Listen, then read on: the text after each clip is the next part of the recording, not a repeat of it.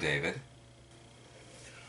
Hello, welcome to Past the Rings number 182! Hello, welcome to Past the Rings number 182! Ooh, hello!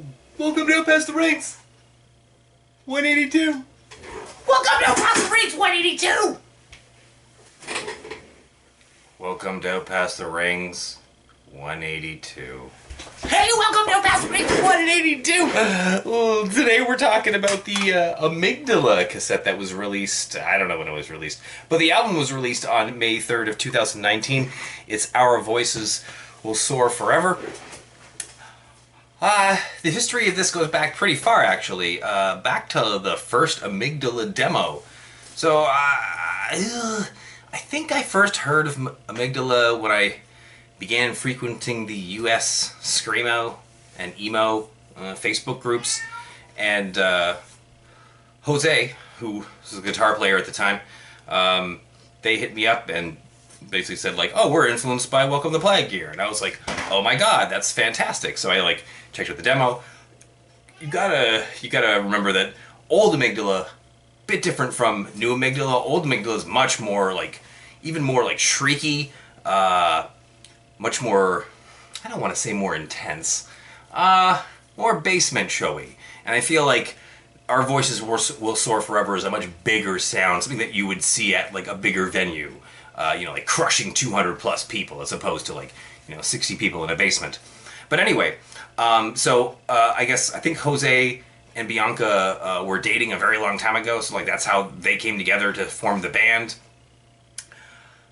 I actually obtained a copy of their test press of their first EP when it must have been at, I don't know if it was at Austin Blood Alliance Fest, but I saw them at ABA Fest 2014, and back then they were playing with 2 drummers, so like I've got a video of that, which is just ridiculous. Again, they've had a pretty wide variety, I feel like, of members who have come and gone. Maybe it's just sometimes they like totally change their hair and stuff, but there's definitely cycled through a couple people, at least 2 that I know that are no longer in the band.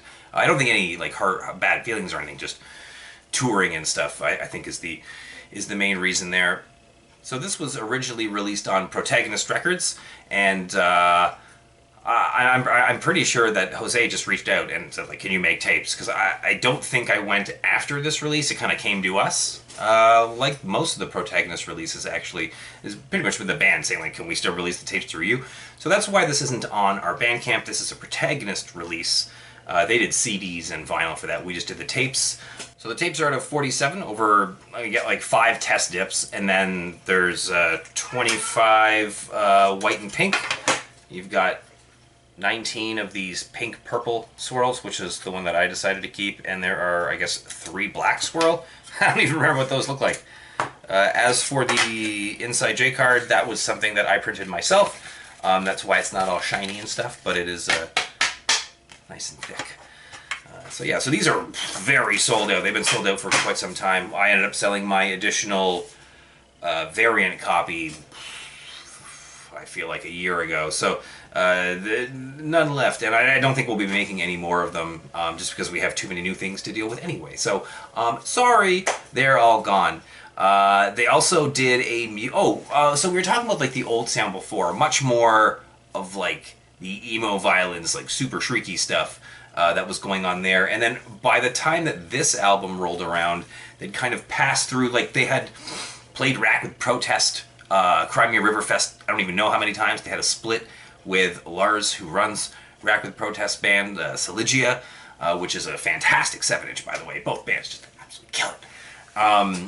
And then there was another release or 2, like smaller things, and then there was this. So this definitely has a much bigger sound, like I was saying, and doesn't really have any, in my opinion, like emo-violence, or really even screamo. It's much more metallic hardcore, with a bit of like maybe, I wouldn't even say grindcore. They used to have that kind of aspect, but I would say less so now. Maybe Left Astray, like Dre Affin, even some of the heavier Dad Thighs stuff maybe, but I don't know, that's a bit of a stretch. See, I met the band on more than one occasion. I saw them play with Emma Goldman in Vancouver for the release of this album, and it was massive. I remember thinking, this sounds even better live than it does on record. And the record sounds great, but holy moly, like the vocals live just, take it to an extra level. And the whole thing just seems much more intense live as well. So, yeah, really good album, 11 songs. My favorite tracks, if I remember correctly, are 2, 3, 4, 5, and 10. And there's a music video for I hate to say I told you so. What's it called? I hate to say it. That one. So check that out if you have not. Definitely check out the back catalog if you're into like ZBR style stuff. The older stuff is more in line with what we generally release. But yeah, awesome people. Great release for this one too. And we should go jam a song or watch that video, shall we?